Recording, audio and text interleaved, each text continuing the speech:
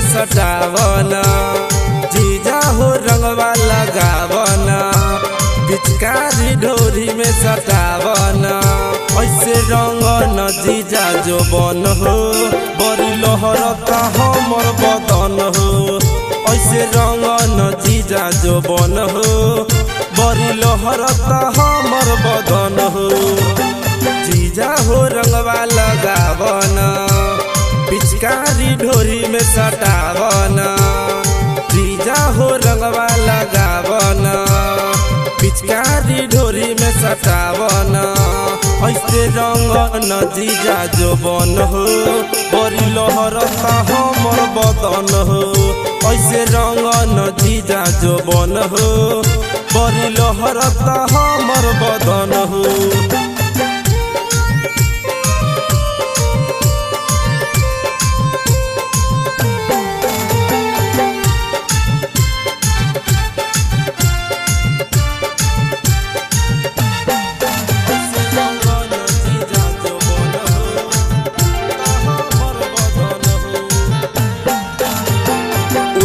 चोली करबो पीला हो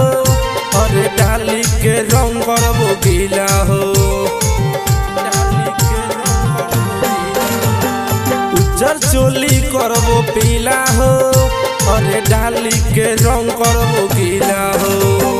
डाले लो रंगवा कमरिया में चल जाला साया के भितरिया में डाले लो रंगवा कमरिया में चल जाला साया के भितरिया में ऐसे रंग न जीजा जो बन हो बड़ी लहरता हमर बदन हो ऐसे रंग न जीजा जो बन हो बड़ी लहरता हमर बदन हो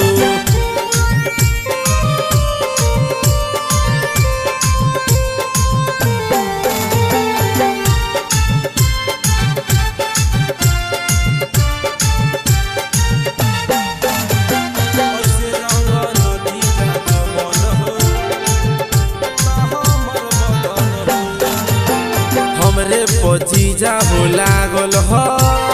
काहे खातिर भइल पागल हो हमरे पजीजा हो लागल हो काहे खातिर भइल पागल हो बात आकाश छोट बुझ हो बाल्टी से रंगवा न बिग हो बात आकाश सूरज बुझ हो बाल्टी से रंगवा न बिग हो ऐसे रंग न जीजा जो बन हो बड़ी लहरता हमर बदन हो ऐसे रंग न जीजा जो बन हो बड़ी लहरता हमर बदन हो राही रिकॉर्डिंग स्टूडियो पटना।